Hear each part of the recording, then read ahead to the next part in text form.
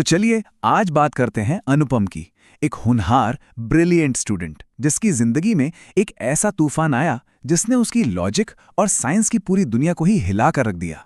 मतलब अनुपम के लिए सीधा सा हिसाब था। अगर किसी चीज का कोई लॉजिकल प्रूफ नहीं है तो वो चीज है ही नहीं। सिंपल। महाराष्ट्र के भंडारा का रहने वाला, क्लास का टॉपर, उसकी दुनिया का हर फैसला सबूत और तर्क पर ही टिका था।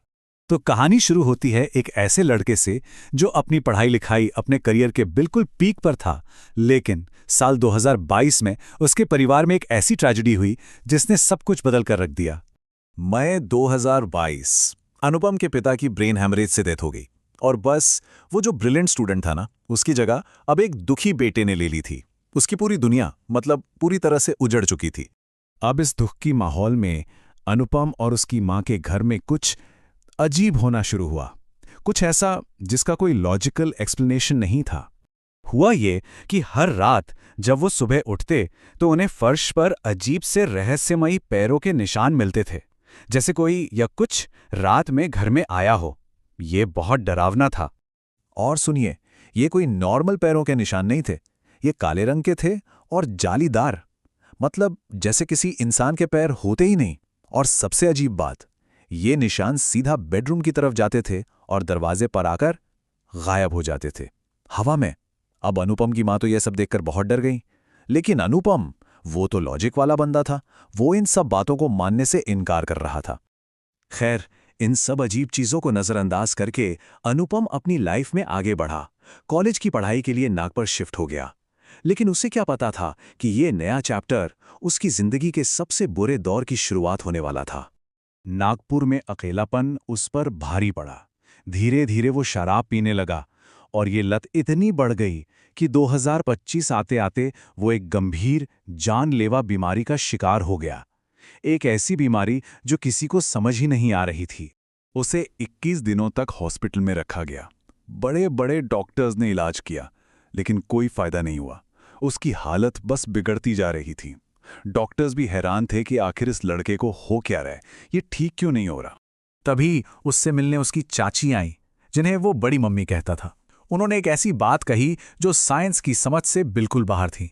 उन्होंने कहा, मुझे लगता है किसी ने इस पर कुछ कर दिया है, मतलब किसी जलने वाले रिश्तेदार का किया कराया।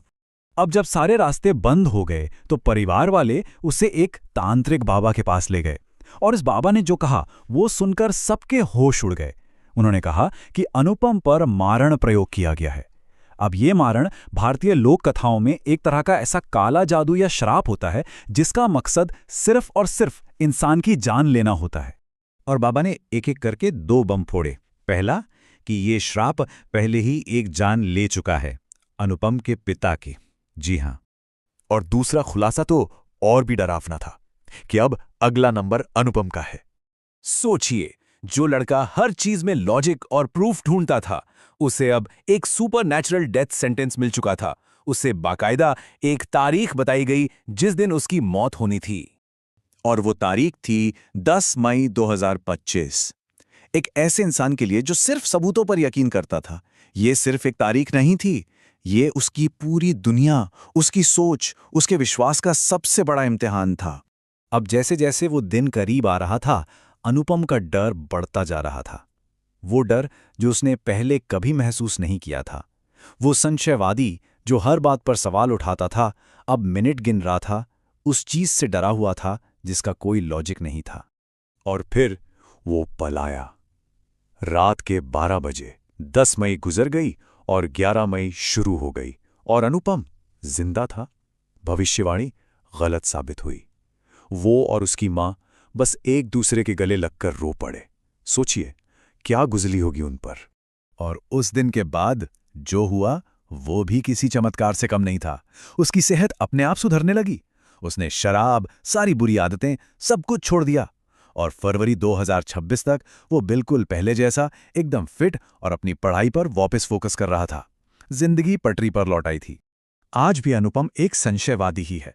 वो आज भी चीजों में लॉजिक ढूंढता है, लेकिन अब उसके मन में एक बात बैठ गई है कि कुछ चीजें ऐसी हैं जिनके जवाब ना तो किसी ज्ञान के पास है और ना ही किसी विज्ञान के पास।